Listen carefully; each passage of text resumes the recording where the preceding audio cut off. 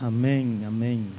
Canten las naciones, la iglesia proclame el nombre de Jesús, se dé a conocer.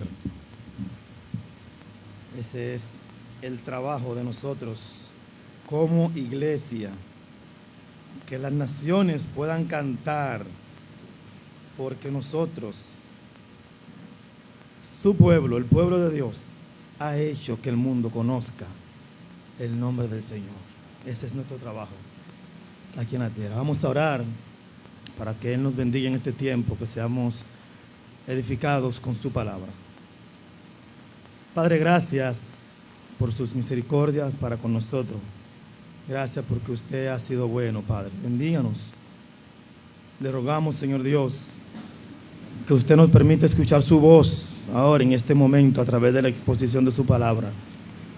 Usa este siervo, Padre, para su gloria. Que su Espíritu, Señor Dios, sea quien hable a través, oh Señor Dios, de su siervo, Padre. Y que su iglesia sea edificada y que almas sean salvadas en esta mañana. Se lo pedimos en el nombre de Jesús. Amén. Vamos nuevamente al libro de Hechos, capítulo 1. Vamos a leer el versículo 8.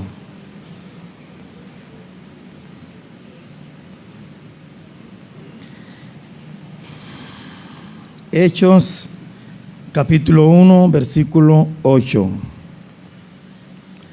Dice en la palabra de Dios: pero recibiréis poder cuando haya venido sobre vosotros el Espíritu Santo, y me seréis testigos en Jerusalén, en toda Judea, en Samaria y hasta lo último de la tierra. Mire ahora, le pido que mire a cada hermano que está a su lado y dígale: ama y después predica a Cristo. Mire a su hermano que está a su lado, a cada hermano que está a su lado, y dígale: ama y después predica a Cristo. Eso es ser testigo de Cristo. Y así será el tema de esta exposición esta mañana. Ama y después predica a Cristo. Eso es ser testigo de Cristo. Eso trataremos de exponer en esta mañana, partiendo de este texto. Tenga su Biblia en mano, en el celular, como usted la esté utilizando, porque vamos a leer varios textos de la palabra de Dios. Todos nosotros tenemos el conocimiento de que los negocios y los productos de bienes y servicios crecen en demanda o venta a través del testimonio de los clientes. Un producto es demandado por la población cuando viene un cliente que es satisfecho y da testimonio de ese producto a otra persona, así se corre la voz. Un cliente satisfecho se convierte en testigo y promotor de lo que consumió, y eso resulta en más personas que consumirán ese producto. No importa que su lugar de servicio esté en el barrio Quilombo del municipio Consuelo, pero si usted pone uña bien, o hace las fotos bien, o le brega bien a la madera, o brega con hierro, las personas van a ir al Quilombo del municipio Consuelo a buscar su servicio. Si usted hace su servicio bien, el cliente satisfecho va a hablar, y de San Pedro vendrán a buscar su servicio. No importa cómo usted venda la ropa, si es por las redes o si es en una tienda física, cómo usted venda postres, brownie, pasteles en hojas. No importa el servicio que usted haga, usted crecerá en demanda, su producto se venderá o su servicio cuando los clientes sean satisfechos y rieguen la voz. Hay personas que tienen la fama de que dicen: no, mira, ve dónde es fulano. El inversor, se te dañó el inversor. Mira, si tú no vas a Barrio Libertad, tú no lo vas a arreglar. Debes ir a Barrio Libertad. Ahí hay un muchacho, mira, el taller es feo, pero él sabe arreglarlo. No importa cómo es el taller, si el cliente está satisfecho, el inversor te lo van a arreglar. Todos sabemos de una sopita famosa que era la mamá en República Dominicana. Pero llegó otra sopita y las amas de casa comenzaron a decir a la vecina: mira, esta se devorona. Esta se devorona, y ya le quitó el reinado a la otra sopita. Yo no tengo que decir cuál es. Simplemente porque los clientes satisfechos hicieron que creciera en demanda, y ya la otra ha buscado toda la forma de reponerse, pero el knockout fue muy fuerte. Ese es y ha sido el método dejado por el Señor para el crecimiento y expansión de su iglesia. Cuando el Señor dice aquí: y me seréis testigos, es que nosotros, habiendo gustado la benignidad del Señor, habiendo nosotros recibido la gracia de Dios, su perdón, teniendo el gozo de que ahora estamos reconciliados con Dios, sabiendo que este mundo es pasajero, de que hay una vida eterna que nos espera, teniendo esta seguridad, el Señor le dice aquí: ustedes me serán testigos, ustedes van a promover esta gran verdad, y así otros van a venir a los pies del Señor para también así ser testigos. Ese es el método. Ese es el método utilizado por el Señor para el crecimiento de su iglesia. Y es un método efectivo. El método de multiplicarse. Es tan efectivo, hermano. Les digo algo. Yo no sé si usted no se ha hecho una pregunta. Que ¿por qué, si los testigos de Jehová y los mormones tienen la fama de que son una secta, una falsedad, por qué no ha desaparecido como denominación o iglesia? ¿Por qué? ¿Por qué no desaparece? ¿Por qué no se esfuman? Si las personas a veces hasta le cierran la puerta: no vienen los testigos, vienen los mormones. Porque a ellos es que nosotros vemos en la calle a toda hora del día caminando, regando lo que ellos han creído, siendo promotores de su falsedad. Y si el porcentaje de aceptación de lo que ellos predican es mínimo, un ejemplo, si el porcentaje es un 0.5%, que de cada 200 personas que ellos le predican, uno acepta, bueno, ellos van a decir: bueno, pues vamos a predicarle a 1000 para que vengan 5 personas. No han desaparecido los mormones y los testigos y muchas otras religiones y denominaciones que son falsas. ¿Por qué? Porque ellos están predicando lo que ellos creen. Ellos están siendo promotores. La iglesia que no sale a predicar se ve condenada a desaparecer. Porque también, así como se nos enseña en la escuela la tasa de natalidad y la tasa de mortalidad, en las iglesias también hay tasa de descarriamiento. Y si la tasa de descarriamiento es más alta que la tasa de conversión, la iglesia va a desaparecer. Y no solamente hay descarriamiento, también hay personas que emigran a otros pueblos. Hay personas que se casan y se van a la iglesia de la persona que se casó. Hay estadísticas, principalmente de iglesias de Estados Unidos, que cada año miles de iglesias cierran las puertas en Estados Unidos por diferentes cosas. Esta es una de ellas, quizá otra es por problemas de los líderes, etc. Pero, como decía la canción última que se cantaba, nosotros tenemos que proclamar y decir: heme aquí. Aquí en el texto que leímos, el Señor les dice a los discípulos que serán testigos. Es decir, habiendo probado el poder de la resurrección, se convertirían en promotores, como yo les decía, porque ellos serán testigos de la resurrección de Cristo. Primeramente, esta palabra tiene una aplicación judicial. Un testigo es una persona que certifica lo que ha visto o lo que o lo que ha oído o lo que conoce. Un testigo certifica, afirma, dice, yo lo vi o yo oí en un juicio. La idea es, como dice John Stott en su libro Imágenes del Predicador en el Nuevo Testamento, en el tema cuando él habla de que el predicador es un testigo, la idea es que Cristo está siendo juzgado ante el mundo, quien es el juez. Satanás es el fiscal acusador. El Espíritu Santo es el abogado defensor y nosotros los creyentes somos los testigos. Testigos de que Él resucitó. Vamos a ver en Juan capítulo 15, versículo 26. Vamos allá. Juan 15, 26.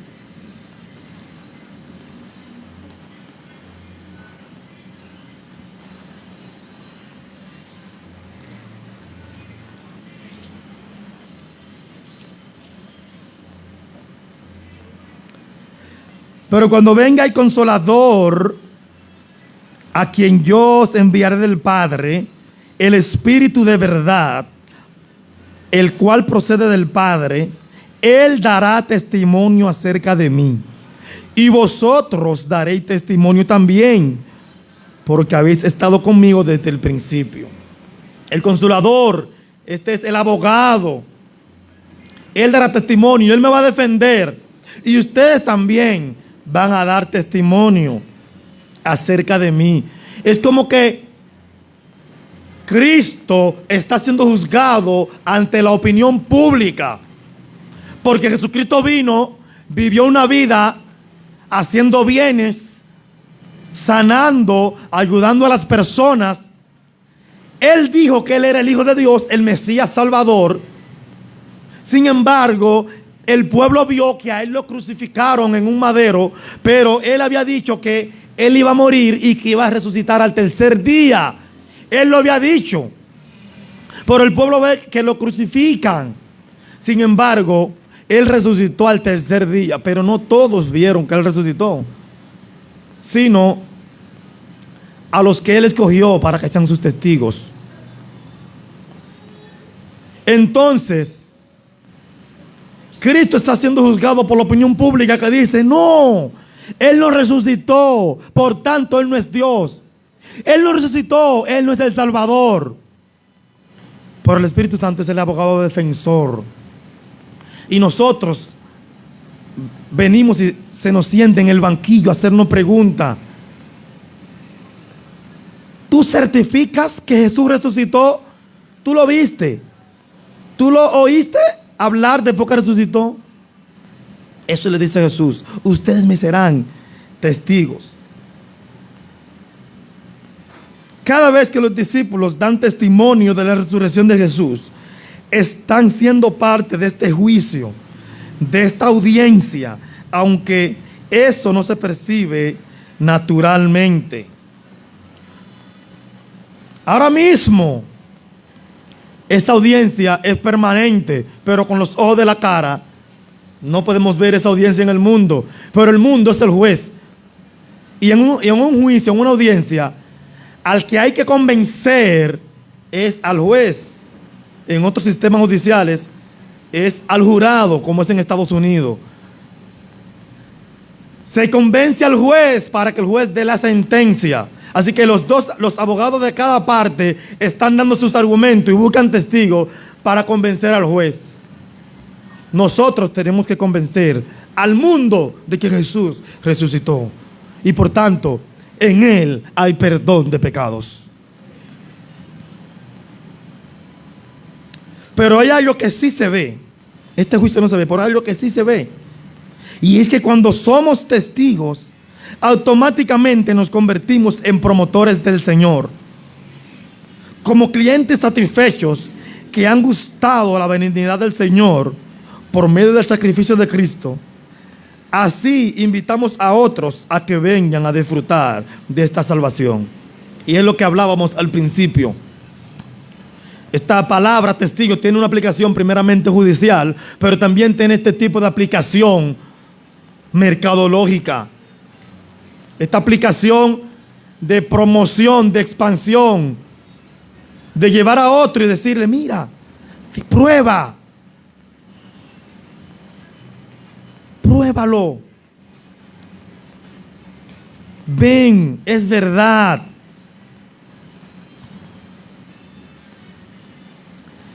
Ser testigo nos lleva a decirle a los demás, ¿qué tú has hecho con este producto, con el Señor?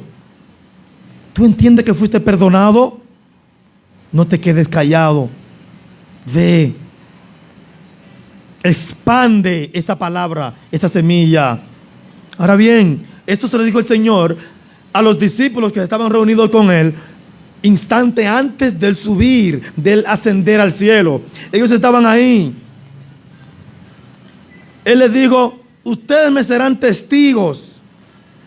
Pero, ¿qué hicieron los discípulos? Ellos fueron testigos. ¿Cumplieron ellos con el método que el Señor les dejó de ser testigos? Vamos a ver algunos ejemplos en el libro de los Hechos. Primeramente en el capítulo 1. Vamos a Hechos capítulo 1 y aquí veremos algunos textos para que veamos que los discípulos, ellos sí fueron testigos. Primeramente, ellos lo entendieron. Capítulo 1, versículo 21 y versículo 22. Dice, es necesario pues que de estos hombres que han estado juntos con nosotros todo el tiempo que el Señor Jesús entraba y salía entre nosotros, comenzando desde el bautismo de Juan hasta el día en que de entre nosotros fue recibido arriba, uno se ha hecho testigo con nosotros de su resurrección.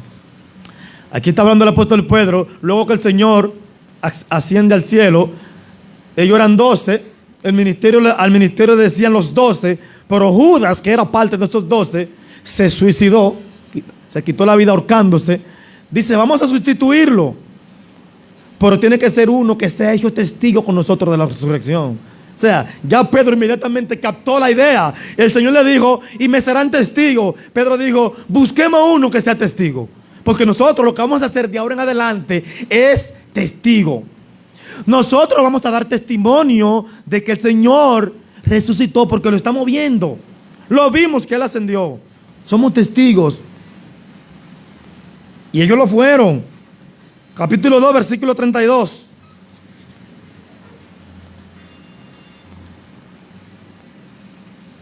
Dice, Pedro el día de Pentecostés predicando, dice, a este Jesús resucitó Dios, de lo cual todos nosotros somos testigos. Comenzó Pedro.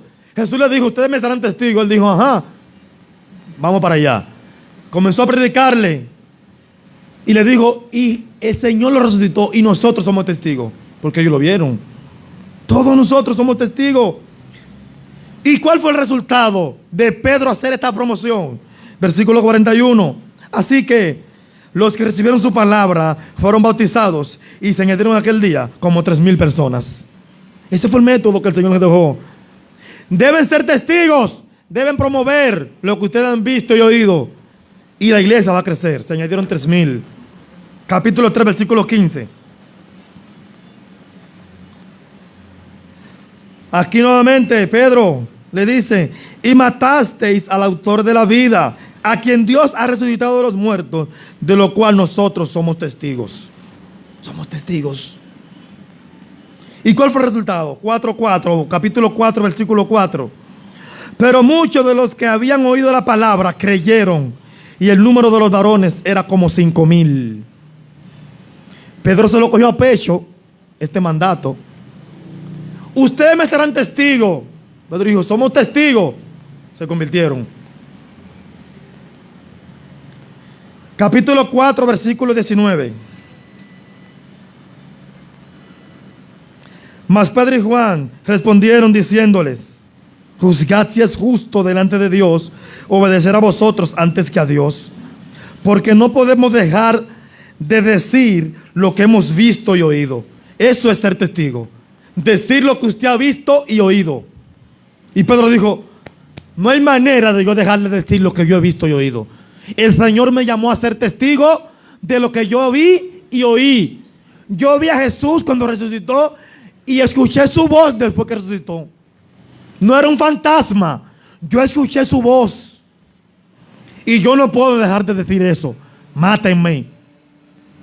¿Por qué? ¿Por qué Pedro le habló a estas autoridades de esta forma? Bueno, tengo para decirle que esta palabra testigo es una palabra fuerte. Es la palabra griega martus, de donde se ha tomado la palabra mártir. Un mártir es una persona que da testimonio mediante su vida, con su muerte, como fue Esteban, como se le conoce, Esteban, el primer mártir cristiano. Esteban dio testimonio mediante su muerte porque querían que él negara. Él dijo: no, mátenme. Y eso certifica la veracidad de lo que ellos están diciendo. Cuando usted da su vida por la verdad que usted está defendiendo, eso le da credibilidad a lo que usted está diciendo. Pero usted no da su vida por cualquier cosa. Usted puede ser testigo de un accidente que hubo ahí, y si a usted lo amenazan y le dicen cuidado si habla, usted dice: bueno, yo me puedo quedar callado, yo no tengo que ir al juicio a hablar. Pero Pedro dijo: yo no puedo quedarme callado. ¿Por qué? Porque él era testigo de la resurrección que trae perdón de pecado. Y de eso no se podía quedar callado. No podemos dejar de decir lo que hemos visto y oído. Capítulo 5, versículo 29.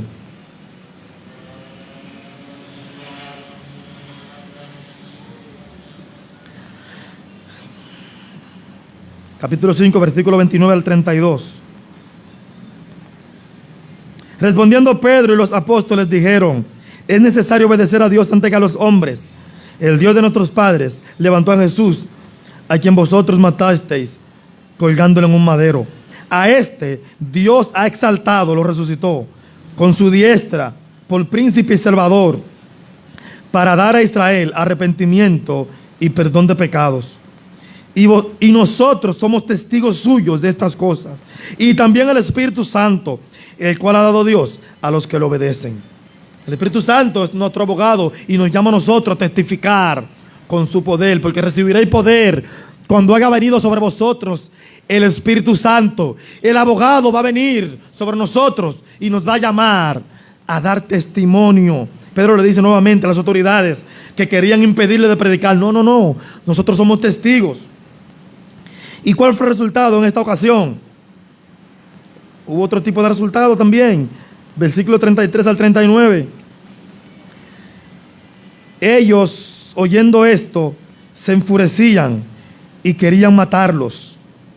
Entonces, levantándose en el concilio un fariseo llamado Gamaliel, doctor de la ley, venerado de todo el pueblo, mandó que sacasen fuera por un momento a los apóstoles.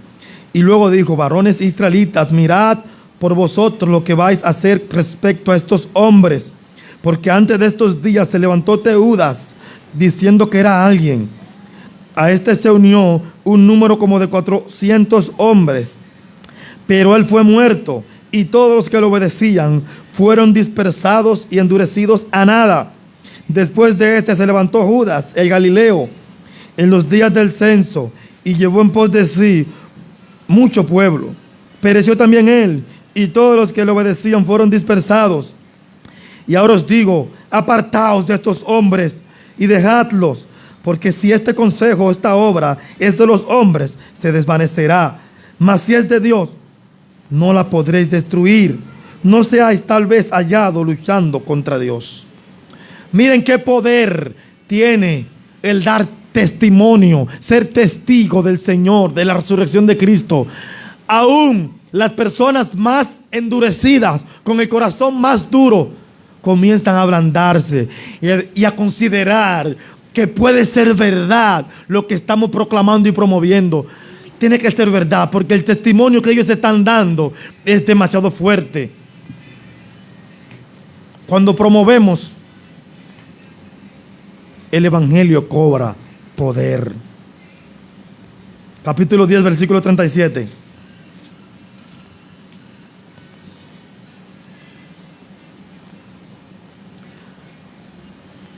Hasta el versículo 43 dice: vosotros sabéis lo que se divulgó por toda Judea, comenzando desde Galilea, después del bautismo que predicó Juan, cómo Dios unió con el Espíritu Santo y con poder a Jesús de Nazaret, y cómo éste anduvo haciendo bienes y sanando a todos los oprimidos por el diablo, porque Dios estaba con él. Y nosotros somos testigos de todas las cosas que Jesús hizo en la tierra de Judea y en Jerusalén, a quien mataron colgándole en un madero.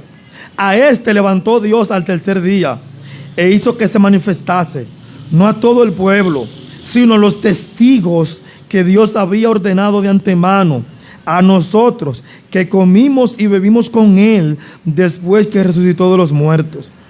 Y nos mandó que predicásemos al pueblo y testificásemos que él es el que Dios ha puesto por juez de vivos y muertos. De este dan testimonio todos los profetas, que todos los que en él creyeren recibirán perdón de pecados por su nombre. Ahí es que radica la gloria de Cristo. Los discípulos, ellos son testigos, ellos están dando testimonio del Señor, pero ellos no están dando testimonio de cualquier cosa. Ellos están diciendo que Jesús resucitó, pero que el hecho de que Jesús resucitara, eso certifica, afirma de que Él es quien Él decía que Él era cuando Él estaba en vida antes de ser crucificado. Él decía que Él era el Salvador. Y al Él resucitar, eso confirma que Él es quien perdona los pecados. Y que todos podemos recibir perdón de pecado por la fe en su nombre. Capítulo 13, versículo 28.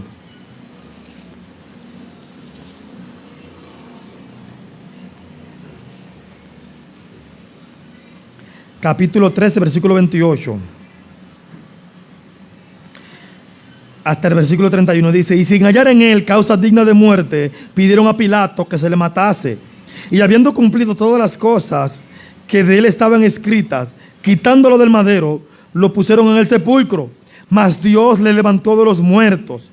Y él se apareció durante muchos días a los que habían subido juntamente con él de Galilea a Jerusalén, los cuales ahora son sus testigos ante el pueblo. Ellos son sus testigos ahora, dice Pablo aquí. Ellos son sus testigos.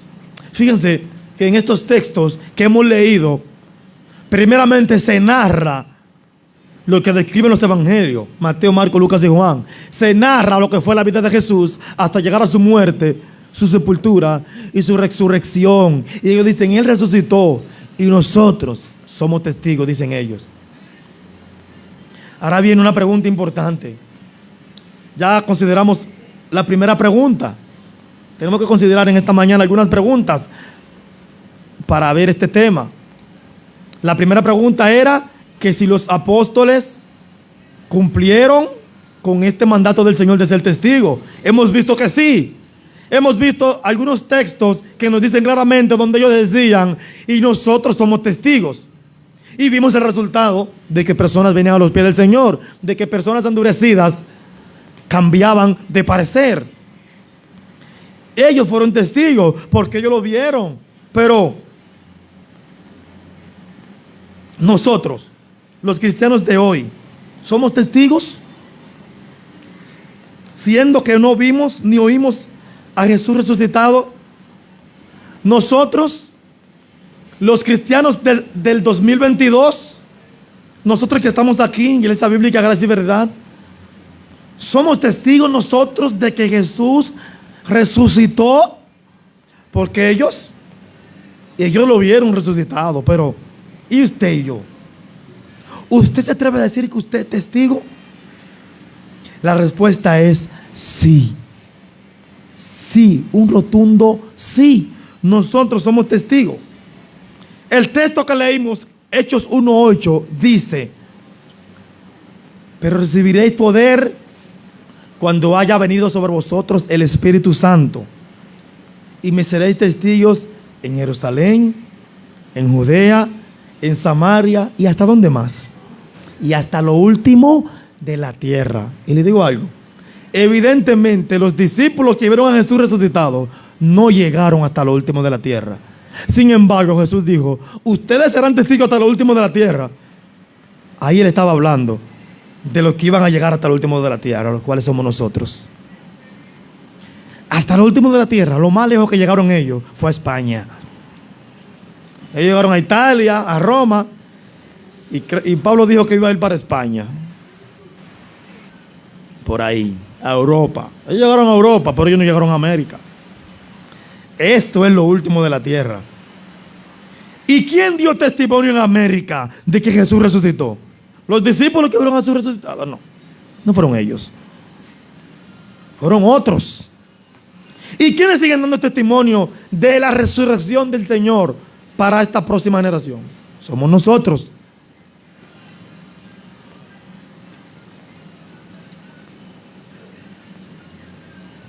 Ahí estamos incluidos nosotros, los cristianos del 2022. Eso debe llenarnos de gozo, que estamos ahí en ese versículo, hasta lo último de la tierra. Esa palabra, cuando él dijo, y me seréis testigo, él estaba pensando en nosotros también. En Apocalipsis capítulo 17, podemos también tener una confirmación de esto que estamos hablando. Apocalipsis capítulo 17, versículo 6.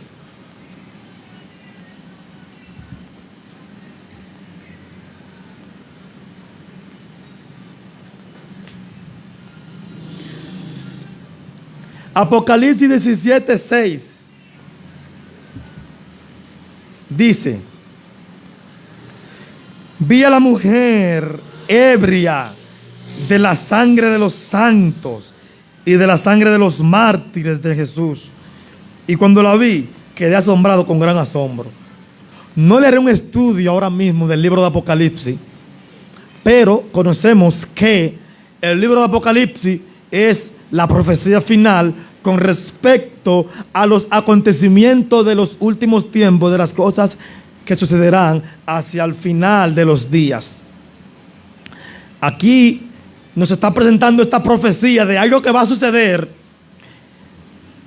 y el texto no habla de una mujer que claramente está hablando de manera simbólica. Esta mujer no es simplemente una mujer de carne y hueso, está hablando de algo de manera simbólica, pero dice que él vio a la mujer ebria de la sangre de los santos y de la sangre de los mártires. La palabra mártires es la palabra testigo. La misma palabra de Hechos 1:8 que dice me seréis testigo, es la misma palabra que aquí en Apocalipsis se traduce mártir. En el único lugar donde se traduce mártir es aquí en Apocalipsis, y tiene una razón. Reina Valera, que fue quien tradujo esta Biblia que tenemos al español, del original griego al español, quiso traducir la mártir aquí, porque la palabra mártir, como les explicaba anteriormente, nos da la idea de alguien que muere, alguien que da su vida. Y como aquí dice, vi a la mujer ebria de la sangre de los mártires. O sea, es el único lugar donde presenta a los testigos que murieron. La sangre de los testigos que murieron.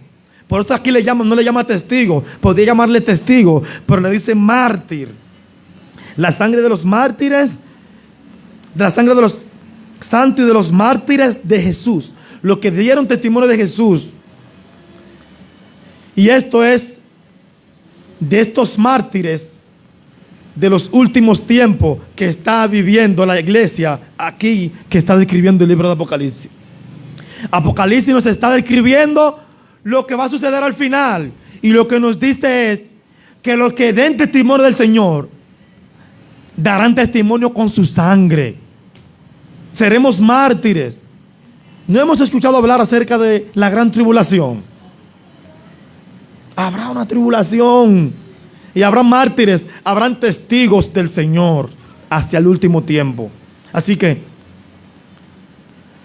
aunque no hayamos visto al Señor resucitado, aquí nos enseña la palabra de Dios que nosotros también sí somos testigos. Pero entonces tenemos que considerar otra pregunta: ¿qué tipo de testigos somos? Ya que no hemos visto ni oído como lo hicieron los apóstoles. Nosotros claramente tenemos que saber que nosotros no somos testigos exactamente igual como fueron testigos los apóstoles que vieron a Jesús resucitado, porque ellos lo vieron con los ojos de su cara. Nosotros no. ¿Cuáles son los ojos de nosotros? Recuerden que la vida que vive el cristiano, la vida cristiana no es la vida que se vive con los ojos de la cara, es la vida que se vive ¿con qué? Con la fe, porque por fe andamos y no por vista, dice la palabra de Dios. Así que nosotros somos testigos por fe. Miren, la fe es una palabra pequeña de 2 letras, pero es la palabra que encierra todo lo que es la vida cristiana. Nosotros no vivimos por lo que estamos viendo, no, nosotros vivimos por fe. Y nosotros somos testigos por fe. Déjame darme un trago de agua.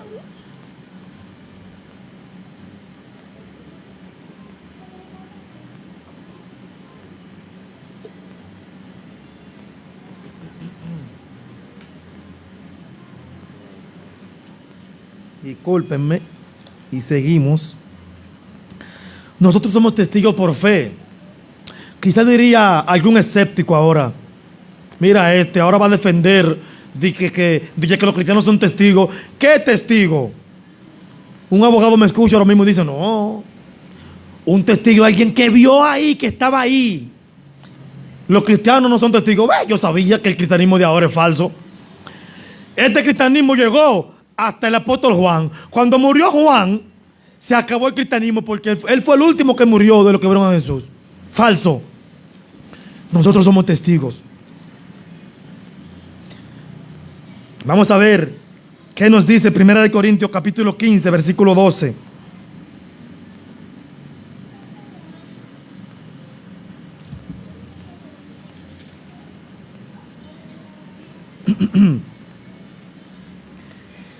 Primera de Corintios 15, 12.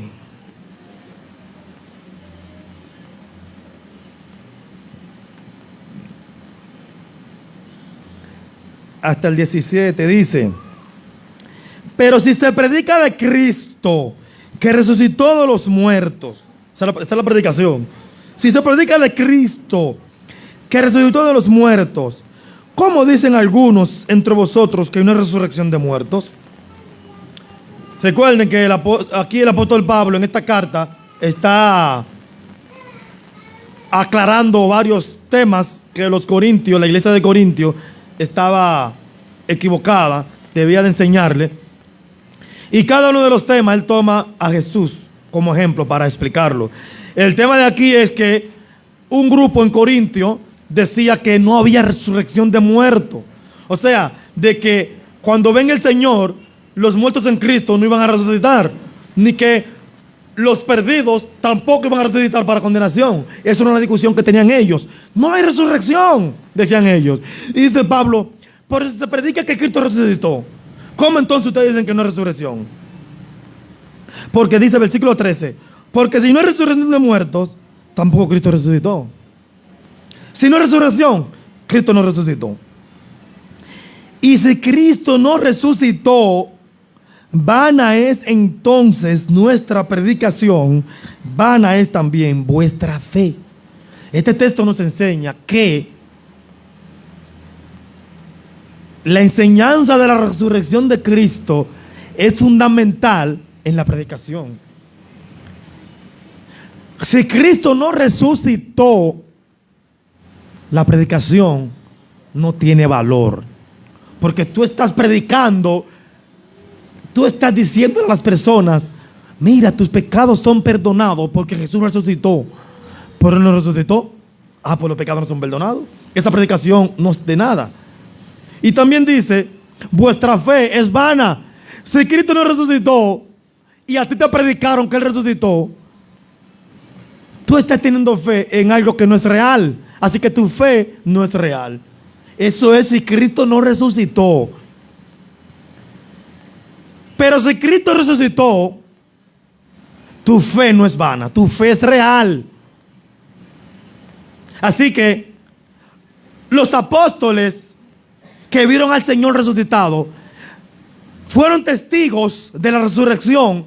Y lo que nos está enseñando el texto es que hay algo que se llama que se puede tener fe en esta predicación de que Jesús resucitó. Y esa fe no es vana, porque Él resucitó de verdad. Y si esa fe no es vana, si Jesús resucitó y mi fe es verdadera, entonces eso automáticamente me convierte en un testigo también de esa resurrección. Fíjense cómo dice también, más para abajo. Porque si los versículo 15. Y somos hallados falsos testigos de Dios, porque hemos testificado de Dios que Él resucitó a Cristo, al cual no resucitó, si en verdad los muertos no resucitan. O sea, Pablo está diciendo, yo testifiqué de Dios que Él resucitó a Jesús. Yo soy un testigo. Pero si los muertos no resucitan, yo soy un falso testigo. Pero si los muertos resucitan, Cristo resucitó y yo no soy un falso testigo. Yo estoy dando testimonio de que Jesús resucitó y ustedes creyeron en esto. Y dice,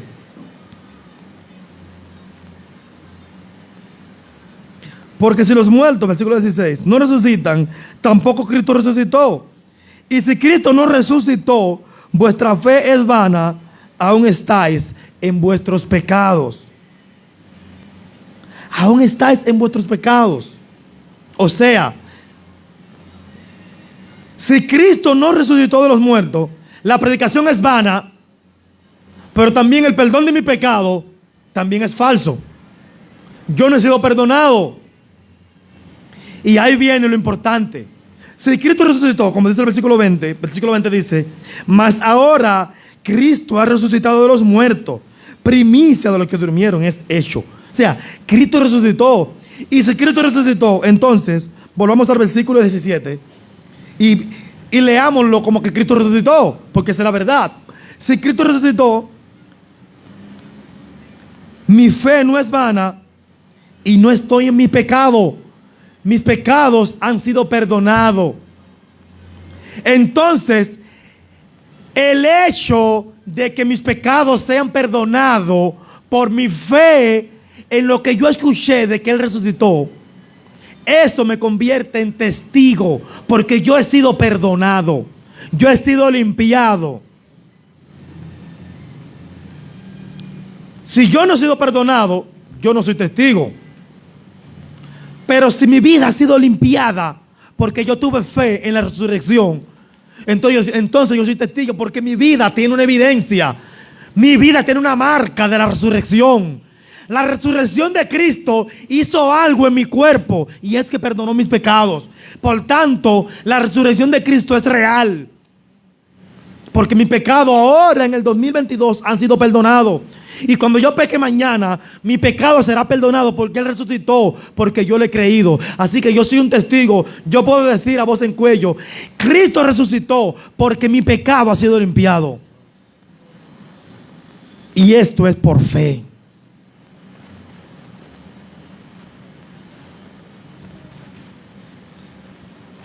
Así que la idea es que los que fueron testigos de primera mano escribieron. Mateo, Marco, Lucas, Juan, Pablo. Ellos vieron, ellos lo escribieron, inspirado, lo cual conocemos como la palabra de Dios. Ellos vieron y describieron todo lo que hizo Jesús como testigos. Ellos lo plasmaron. Mateo, el apóstol, escribió el Evangelio de Mateo, lo plasmó. Todo su testimonio de Jesús, él lo escribió. Ellos de primera mano vieron y escribieron. Y nosotros hemos creído esa palabra, porque la fe es por el oír y el oír por la palabra de Dios. Nosotros somos testigos por fe, porque nosotros creemos esta palabra que ellos escribieron como testigos del Señor. Por tanto, cuando nosotros leemos que Él resucitó, lo estamos viendo por fe, y por tanto somos testigos. ¿O a usted no le pasa? Cuando usted está leyendo el Evangelio y usted lee que el texto dice, y lo crucificaron, ¿usted no se lo imagina? usted no tiene fe en que eso fue verdad. Usted es un testigo por fe. Usted puede decir, sí, yo lo vi, porque está ahí escrito y eso es verdad. Y yo tengo fe en esa palabra. Y el texto dice que el primer día de la semana fue María Magdalena a ver al sepulcro, pero no estaba ahí la piedra. Un ángel la removió. Y el ángel le dijo, ¿a quién buscáis? No está aquí, pues ha resucitado de los muertos. Y usted ve esa palabra, usted la lee y usted dice, wow, es así. Y por la fe usted cree eso que usted está leyendo. Y nosotros somos testigos verdaderos, porque por yo creer esa palabra, yo he sido perdonado. No tenemos que buscar más de ahí. No vayamos más lejos. A esto no tenemos que buscar una explicación científica o material. No tenemos que buscar pruebas tangibles. No, la vida cristiana es por fe, porque en el Evangelio la justicia de Dios se revela por fe y para fe, como está escrito, el justo por la fe vivirá. La vida cristiana es de fe, y lo que no proviene de fe es pecado. Muchos van a escuchar esto y van a decir, mira, yo sabía que iba a venir con una pancada de ahogado. Yo sabía que iba a venir con una explicación rara, pero que no tiene fe. Y le digo, ¿por qué no tiene fe? Porque Dios no se la dio. Dios no le dio la fe para creer, como dice Efesios capítulo 2. Porque por gracia soy salvo por medio de la fe. Y esto no de vosotros, pues es don de Dios. La fe es don de Dios, no por obra para que nadie se gloríe. Dele gracias a Dios usted, que Él le dio esa fe para que usted crea. Esta cosa que es locura, porque la palabra de Dios es locura a los que se pierden, pero los que se salvan a nosotros es el poder de Dios. Y nosotros creemos que esta resurrección es poder de Dios, porque tiene el poder de perdonar nuestros pecados. Hemos sido perdonados, hermano, no es mentira. Aunque eso no se ve, es verdad. ¿Y por qué no se ve? Esto ya ustedes lo vieron, lo hemos visto en Juan capítulo 3. Cuando Nicodemo pregunta, ¿cómo puede hacerse esto? El viento sopla donde quiere y oye su sonido, mas ni sabe de dónde viene ni a dónde va. Así es todo aquel que es nacido del Espíritu. No se ve. Nuestros pecados fueron perdonados. ¿Y dónde están? Uno quisiera imaginarse algunas manchitas en el cuerpo y luego que venga la sangre de Cristo y lo limpie. No es así, es por fe. Usted tiene esa mancha en su alma y ha sido perdonado, ha sido limpiado. Olvídese, no vivimos con los ojos de la cara, vivimos con los ojos de la fe. El que no tiene fe no ha nacido de nuevo. En el momento en que usted recibe el Evangelio, usted comienza a mirar por fe. Ahora bien, en un tribunal no podemos decir simplemente que somos testigos por fe. Ahí hay un problema. Tú no puedes ir y decir ante un juez y el juez, y usted se sienta ahí, el abogado comienza a hacerle preguntas. ¿Y cómo fue el accidente? No, mire, yo creo que el accidente fue así. ¿Cómo que usted cree? Sí, yo tengo fe, mire, yo tengo fe de que el accidente fue de tal manera. No. El juez, ese testimonio no va a tener valor. Un testimonio por fe, que usted diga simplemente por fe, no va a tener valor. Por eso es que esa fe debe estar respaldada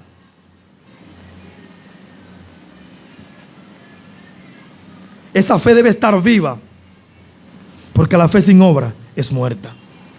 Usted no puede salir a decir al mundo, a convencer al juez del mundo y decir, Cristo resucitó, yo soy testigo, yo tengo fe. Y usted no respaldar esa fe con obras de cristianismo. El mundo no le va a creer.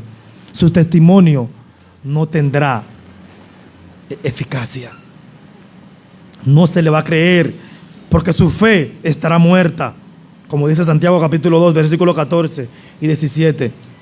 La fe así como el cuerpo sin espíritu está muerto, así también la fe sin obras está muerta. Aún los que vieron, como los apóstoles, ellos respaldaban su testimonio con obras. volvamos nuevamente al libro de Hechos capítulo 4. Hechos 4:33.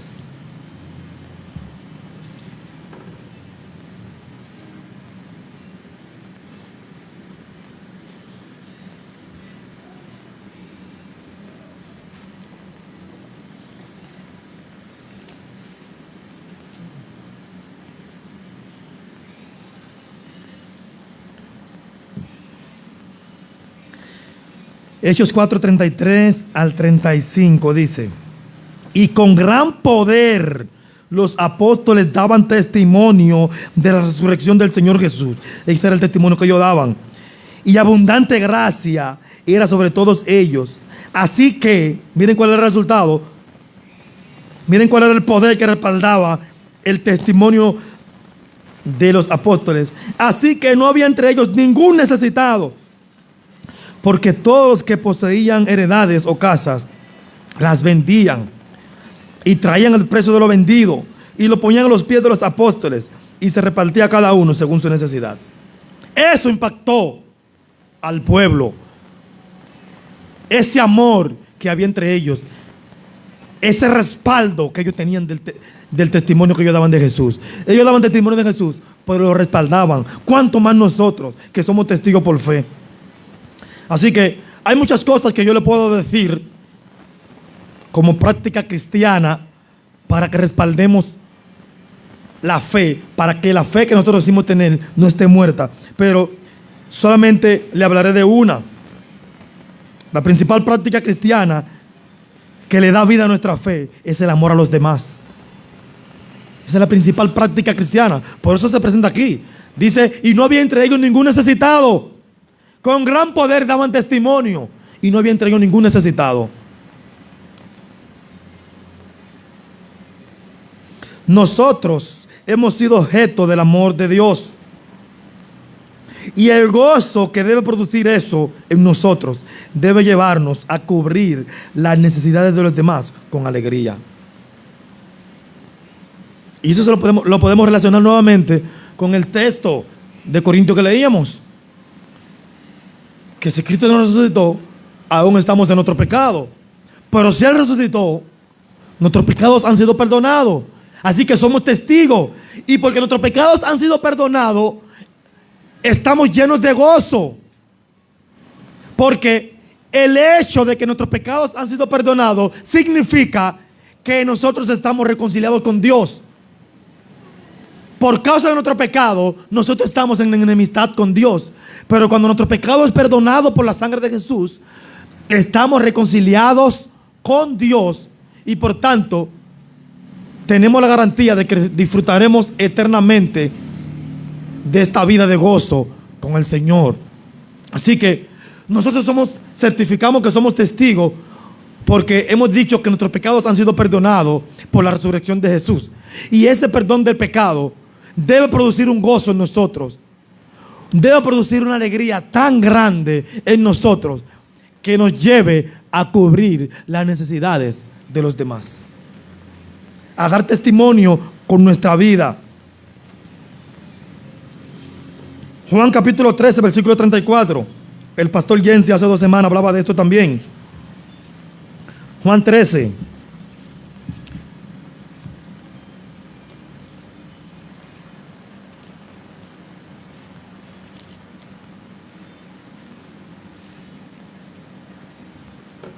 Juan 13, 34 y 35 dice: un mandamiento nuevo os doy, que os améis unos a otros, como yo os he amado, que también os améis unos a otros.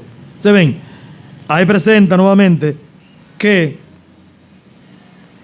el amor de nosotros hacia los demás viene como resultado del gozo que debemos tener por la salvación que tenemos. Él dice, como yo os he amado. ¿Y qué sucedió cuando Él nos amó? Fuimos salvos. Él nos amó y dio su vida por nosotros y fuimos salvados. Entonces, como yo os he amado, que también os améis unos a otros. Y luego Él dice entonces, en esto conocerán todos que sois mis discípulos, si tuviereis amor los unos por los otros. Ustedes ven, lo que respalda el testimonio del discípulo del Señor, lo que respalda el testimonio del testigo es una vida de amor hacia los demás. Si no nos amamos los unos a los otros, tu testimonio no va a salvar a nadie. Tú vas a salir a predicar y nadie te va a creer. Porque tú no amas. Tú no te interesas por el otro. Tú no le haces frente a las necesidades de los demás. Así que es verdad, somos testigos por fe. Pero usted no puede ahora salir y llenarse la boca de que usted es simplemente testigo por fe y no está viviendo una vida como resultado de esa fe. Usted no está viviendo una vida como que sus pecados han sido perdonados. Porque como aprendimos, lo que nos hace sentir seguros de que somos testigos por fe es el entender que hemos sido perdonados por la fe en la resurrección. Pero si yo no vivo como que he sido perdonado, si yo no tengo gozo por la salvación que tengo del Señor y ese gozo no me lleva a amar, entonces yo no soy testigo. Por eso es que decíamos, ama y después predica a Cristo. Eso es ser testigo. Si tú no amas, tú no vas a ser testigo. Porque tu testimonio carecerá de fortaleza. Tu fe será una fe muerta. Y si tu fe está muerta, tú no eres testigo por fe. Porque para ser testigo por fe, la fe debe estar viva. Y para la fe estar viva, usted tiene que tener obra. Y la obra principal es el amor. El principal mandamiento lo dice y el segundo también. Ama al Señor tu Dios con todo tu corazón y ama a tu prójimo como a ti mismo. Y en esto conocerán todos que soy mi discípulo. El mundo conocerá que ustedes son mis discípulos si ustedes se aman. Es el testimonio que va a recibir el mundo. Antes de usted dar el testimonio con la boca, primero debe dar el testimonio del amor. El mundo va a venir a querer probar este producto. La demanda del evangelio va a crecer cuando el mundo vea que nos amamos. Cuando el mundo diga, oh, pero esa es una comunidad que se ama. Y entonces el mundo va a venir a preguntar y a decir, ¿y por qué ustedes son así? Y ahí ustedes van a aplicar el texto que dice que estemos preparados para presentar defensa con mansedumbre ante todo aquel que demande razón de la esperanza que hay en vosotros. La gente va a venir a preguntar y a decir, ve acá, ¿y por qué ustedes viven de tal manera? Y ahí usted va a aprovechar para usted testificar del Señor y decir, no, lo que pasa es que Jesucristo, el Hijo de Dios, se hizo hombre. Él nació sin pecado. Él no merecía morir, sin embargo murió. Y esto, como Él no debió morir, Él lo hizo en nuestro lugar. Y Él resucitó, confirmando que Él es Dios. Y yo soy testigo de eso. Porque mis pecados han sido perdonados. Y por eso que nosotros vivimos de tal manera. Por eso que yo amo. Por eso que yo soy santo. Y Él va a decir, ok. Sí. Y nosotros tenemos vida eterna. Y ahí se van a ir añadiendo como 3,000 personas. Cuando testifiquemos. Pero ese testimonio tiene que atraer personas primero a través de la práctica del amor. Vamos a ver un ejemplo en la Biblia de personas así. Segunda de Corintios 8.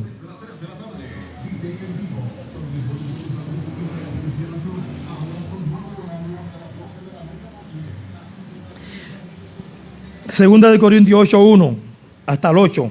Los primeros 8 versículos dice. Segunda de Corintios 8:1 al 8. Asimismo, hermanos, os hacemos saber la gracia de Dios que se ha dado a las iglesias de Macedonia. Lo que va a decir de la iglesia de Macedonia es por la gracia de Dios. Porque fíjense que dice, la gracia de Dios que se ha dado, es por la gracia de Dios. Así que no es algo de manera natural, no es algo carnal, es algo espiritual. ¿Y qué? ¿Y cuál fue la gracia de Dios que salió de la iglesia de Macedonia? Que en grande prueba de tribulación, la abundancia de su gozo y su profunda pobreza abundaron en riquezas de su generosidad. O sea, ellos estando en prueba y siendo más pobres que los pobres, ellos abundaron en riqueza de su generosidad. Ellos fueron generosos. Ellos dieron de lo que no tenían. Pero eso solamente se hace por la gracia de Dios. Versículo 3. Pues doy testimonio de que con agrado han dado conforme a sus fuerzas y aún más allá de sus fuerzas. pidiéndonos con muchos ruegos que les concediésemos el privilegio de participar en este servicio para los santos. Recuerden que lo que está sucediendo aquí es que el apóstol Pablo está recogiendo ofrenda de las iglesias gentiles donde él plantó iglesia para llevarla a los hermanos pobres en Jerusalén que habían sido azotados por una sequía. Necesitaban ayuda los hermanos de Jerusalén, y estos hermanos de Macedonia, de la provincia de Macedonia, siendo pobres, ellos dijeron: no, Pablo, aunque seamos pobres, yo quiero participar de ese servicio, yo quiero dar ofrenda, yo quiero ayudar a los hermanos necesitados. Sí, pero que ustedes no tienen, no importa, yo voy a ver qué hago. Yo hasta prestado cojo para mandarle a esos hermanos, y después yo veo qué hago. Pero es que ya yo he sido perdonado, yo he sido salvado, el Señor me salvó, ya a mí no me importa nada aquí en la tierra. Yo no soy materialista. Esa es la idea que se está transmitiendo. Y no como lo esperábamos, dice el versículo 5, sino que asimismo se dieron primeramente al Señor y luego a nosotros por la voluntad de Dios.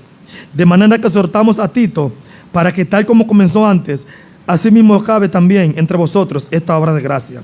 Por tanto, como en todo abundáis en fe, en palabra, en ciencia, en toda solicitud, y en vuestro amor para con nosotros, abundad también en esta gracia. No hablo como quien manda, sino para poner a prueba, por medio de la diligencia de otros, también la sinceridad del amor vuestro. Pablo aquí le envía esta carta a los corintios y le pone de ejemplo a los macedonios. Él le dice: yo lo que quiero ver es la sinceridad del amor vuestro, y le pone el ejemplo del amor de los macedonios. Miren cómo son los macedonios. Y ese es el ejemplo que estamos trayendo también hoy en día, para ver la sinceridad de nosotros, cómo debe ser nuestro amor. El escritor del libro Sed de Dios dice que el amor es la abundancia de gozo en Dios, que con alegría hace frente a las necesidades de los demás. Eso es el amor. La abundancia de gozo en Dios, que con alegría hace frente a las necesidades de los demás. Wow. Yo tengo un gozo en Dios tan grande porque Jesús resucitó y mis pecados han sido perdonados, que eso me lleva con alegría a hacerle frente a las necesidades de los demás.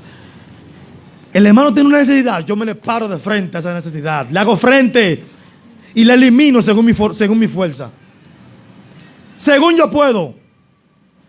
Le hago frente a esa necesidad. Eso es amor del bueno. Y cuando nosotros tenemos ese amor, entonces podemos ser testigos de la resurrección, porque estamos viviendo como personas que han creído que Jesús resucitó. Así que con todo esto decimos que el amor a los demás autentica nuestra fe para que seamos testigos verdaderos de la resurrección del Señor. Es el amor para que nuestra fe no sea muerta.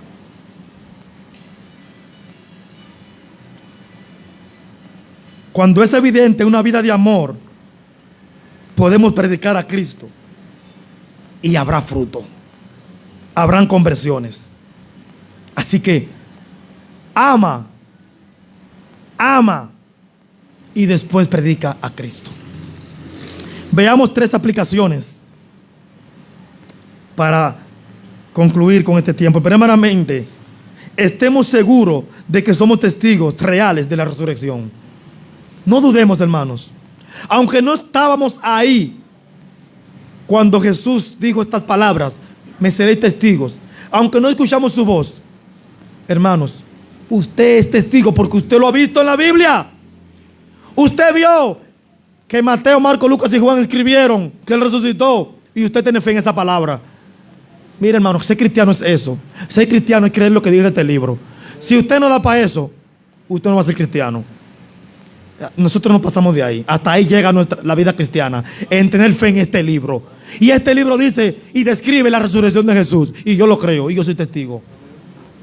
Estemos seguros de esto, hermano, y no nos dejemos engañar de ningún ateo, escéptico, científico, filósofo, quien sea que quiera negar la veracidad de nuestra religión, el cristianismo, y de que nuestra fe es verdadera.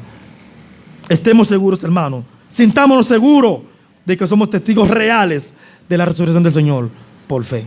En segundo lugar, meditemos ampliamente en el amor de Dios hacia nosotros y planifiquemos cómo hacer frente a las necesidades de los demás. Le digo que meditemos ampliamente en el amor de Dios hacia nosotros, porque esto es lo que va a producir el gozo en ti, en nosotros, para yo desbordarme en hacer frente a las necesidades de los demás. Por eso es que la regla de oro dice: así que todas las cosas que queráis que los hombres hagan con vosotros, así también haced vosotros con ellos. ¿Por qué él dice así que todas las cosas que queráis? ¿Por qué dice así que? Bueno, porque de lo que él está hablando anteriormente es cuando él dice que lo que nosotros le pedimos a Dios, Él nos lo va a dar.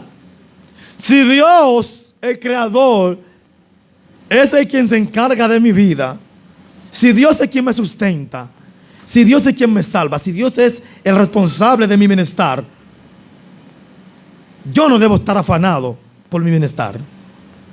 Yo no debo estar afanado por mi vida, porque ya mi vida está en la mano de Dios. Así que, si ya Dios se encargó de mí, eso me llena de gozo. Así que, todas las cosas que queráis que los hombres hagan con vosotros, así también haced vosotros con ellos. Olvídate de ti, encárgate de los demás, porque de ti se encarga Dios. De ti se encarga Dios, olvídate. No, porque tengo que hacer un ahorrito, yo tengo que hacer esto, yo tengo que hacer aquello. Pero, ¿quién es que te ha dado la sabiduría para que tú pases materia en la escuela, en la universidad, y tengas esa profesión y tengas ese trabajo?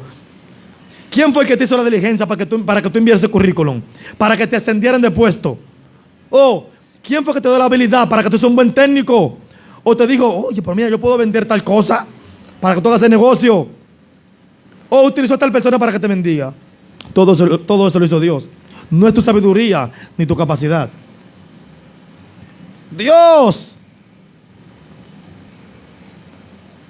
Fue Dios que te hizo ser de un partido para que gane y tú conseguir tu puestico ahí. Fue Dios. Es Dios. Entonces, encárgate del otro, porque Dios siempre se va a encargar de ti.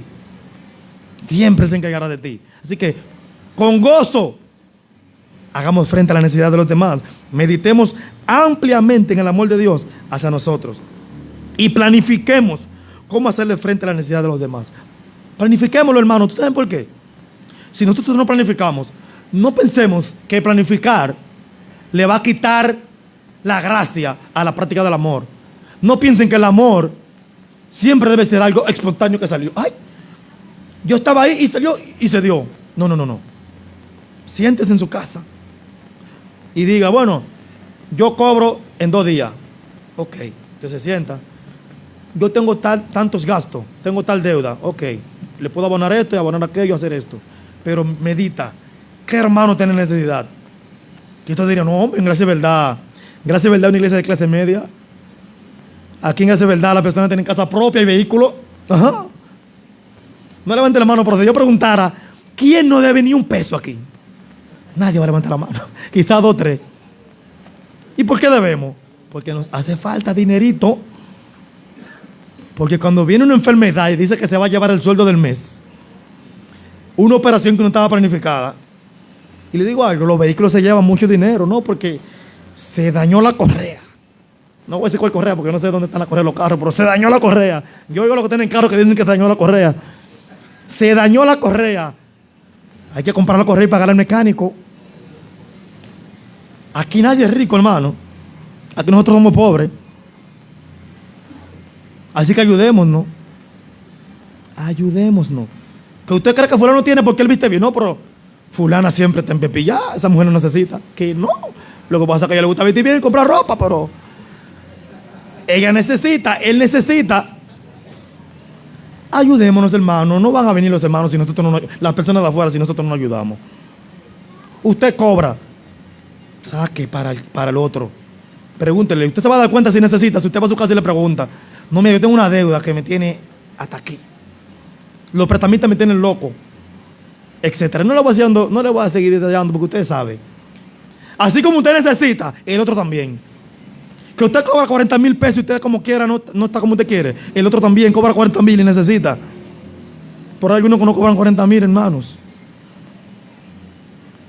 Así que hagamos frente, quédense con eso. Miren, pónganse como un trinquete, hágale frente.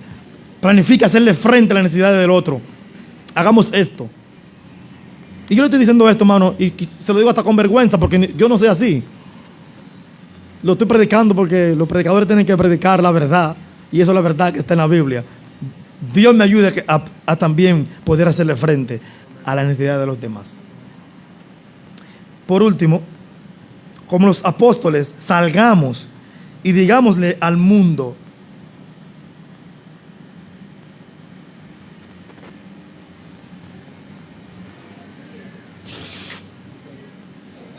Bueno, ok, ya. Le voy a decir lo que es, hermano. Esto tiene un hoyito ahí. Y por el hoyito estoy viendo la página de abajo. Y esta letra que no está. Por el hoyito estoy viendo una letra, pues esa letra no va aquí. Como los apóstoles, salgamos y digámosles al mundo lo que Cristo hizo. Y nosotros, y digámosle que nosotros somos testigos de eso. Salgámosle a decirle al mundo lo que Cristo hizo. Y digámosle, yo soy testigo. Salgamos, hermano. Y le digo algo, los testigos de los mormones no pueden crecer más rápido que nosotros. No pueden crecer más rápido que nosotros, hermano. Porque nosotros tenemos mejor testimonio que ellos. Porque el amor viene de una sana doctrina. Y aquí se predica la sana doctrina. Debemos tener más amor que ellos. Y ellos salen pero ellos caminan por la mañana también. Y señoras, yo quiero preguntarle a los testigos de Jehová qué es lo que ellos le dicen a los hermanos para que puedan salir. Porque aquí uno convoca y da breguita. Yo quiero saber por qué la señora, y yo quiero saber si todo el que sale a evangelizar tiene capacidad para hablar. Porque algunos aquí dicen, no, que yo no sé qué decir. Pero yo veo gente de todas las edades, testigos de Jehová principalmente, porque los mormones vienen misioneros de Utah y agarran una gente aquí también preparada y salen. Pero los testigos de Jehová, hermano, usted ve gente de todas las edades, a toda la hora del día, y dicen lo que ellos creen. Y a ellos no les importa que los tienen en las cuatro esquinas. Y nosotros, hermano, todas las doñas, los señores, los niños, salgamos, hermanos, amemos y salgamos a decirle al mundo, Jesús resucitó, mis pecados fueron perdonados, yo soy testigo, Él resucitó. Tú quieres tener vida eterna, ven y cree en Él, porque Él murió para que tus pecados sean perdonados, este mundo va a perecer. Salgamos, hermanos, salga ahora y cuando se convoque a evangelismo. Y le digo algo, nosotros como iglesia no podemos darnos el lujo de las iglesias grandes. Ya las iglesias grandes de 500 miembros en adelante, le digo algo, ellos ni salen ni que evangelizar en grupo. Porque si ellos aman y dan testimonio, eso se va a reflejar en su trabajo. Como ellos son más, si ellos son 500, ellos dan testimonio en su trabajo, ellos aman en su trabajo y dan testimonio, y ellos le invitan a las personas a su iglesia. Pero nosotros somos pocos. Es verdad, nosotros podemos dar testimonio en el trabajo, pero somos pocos. Va a venir uno así cada cuatro meses, cada 6 meses. Las iglesias grandes ya crecen solas, porque hay muchos hermanos regados e invitan personas a la iglesia. Nosotros tenemos que salir a buscar las almas. Si queremos dejar de evangelizar en grupo, llenemos la iglesia. Pero hermanos, salgamos. Sea que se nos convoque o que no, salgamos a decir que somos testigos. Así que, otra vez, mire a su hermano que le queda al lado y dígale, ama y después predica a Cristo.